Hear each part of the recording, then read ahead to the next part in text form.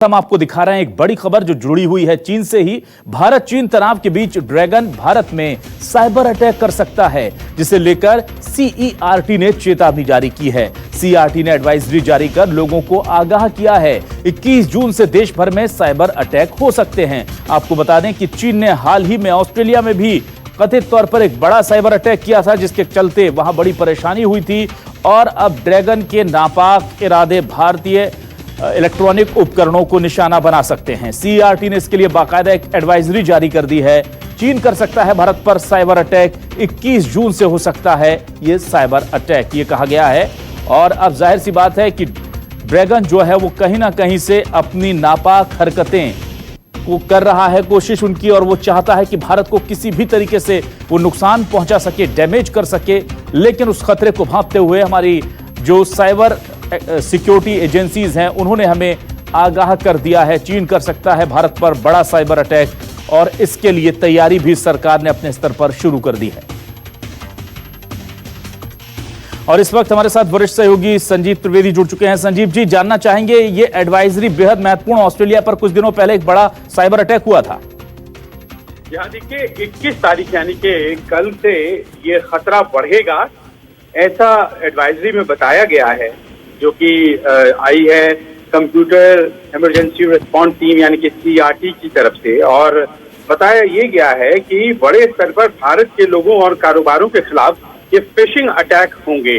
अब phishing attack क्या है, तो कुछ ऐसे ईमेल आपको अपने ईमेल्स में दिख जाएंगे जो बहुत ही जेन्युइन लगेगा कि सरकार की तरफ से आया है, और जैसे ही आप क्लिक करेंगे आपका पूरा डेटा उस तरफ चला जाएगा।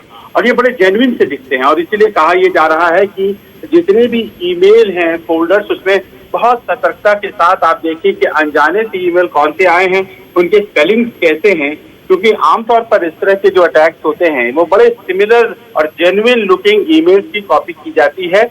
और किसी भी अनजाने ईमेल को क्लिक न करें, बल्कि उसके बारे में सीईआरटी को रिपोर्ट भी करें। ऐसा इसीलिए हो रहा है क्योंकि चीन और भारत के बीच तनातनी जो है, उसके मद्देनजर चीन से जुड़े ग्रुप जो हैं वो कोशिश ये कर रहे हैं कि भारत में बहुत से लोग हैं उनको बरगलाएं और उनका डेटा लें और फिर इंफॉर्मेशन वॉरफेयर करें। जी, और चीनी ऐप्स के खिलाफ जो देश भर में एक मुहिम चल रही है, जाहिर सी बात है वो भी है। संजीव जी, यहाँ से आपसे जानना जरूरी है कि क्या भारत के जो साइबर सुरक्षा एजेंसियां हैं उन्होंने भी अपनी तरफ से तैयारी शुरू कर दी है ताकि इस अटैक के नुकसान को कम से कम किया जा सके, ऐसे काउंटर किया जा सके? बिल्कुल, देखिए ये जानकारी हमें साइबर फर्मा की तरफ से मिला है जो इसी क्षेत्र में काम करती है, और उसने बड़े खास तौर पे कहा है कि किसी भी ईमेल को खोलते समय आप बहुत ही सतर्क रहें और कोशिश करें कि अपने ईमेल को आप एनक्रिप्ट कर लें, अपने साथी यूजर्स के मेल को भी एनक्रिप्ट कर लें। और अगर ऐसा नहीं हो सकता है तो कम से कम अनजाने ईमेल के अटैचमेंट को तो कतई न खोलें। इस बात का बहुत ध्यान रखें कि अगर यूआरएल देखने में सही लगता है तो मेल को बंद करके ब्राउजर से सर्च करके वेबसाइट पर जाइए, उसी लिंक से कभी भी उसे क्लिक मत कीजिए। संजीव जी, बहुत संक्षेप में आपसे जानना चाहूंगा, वक्त चूंकि कम है, क्या ये एडवाइजरी जो है वो केवल आम लोगों के लिए है या जो हमारे महत्वपूर्ण प्रतिष्ठान है उन पर भी ये खतरा है? देखिए, ये आम लोगों के लिए तो है ही, लेकिन साथ ही साथ जितने भी महत्वपूर्ण प्रतिष्ठान हैं हमारे देश में, चाहे वो सरकारी एजेंसीज हों, चाहे वो सरकारी दफ्तर हों, चाहे बड़े कॉर्पोरेट घराने हों, चाहे मीडिया हाउसेज हों, उन सबों के लिए खतरा है। बिल्कुल, बहुत बहुत शुक्रिया संजीव जी आपका इस तमाम जानकारी के लिए। नमस्कार, मैं हूं मानक गुप्ता।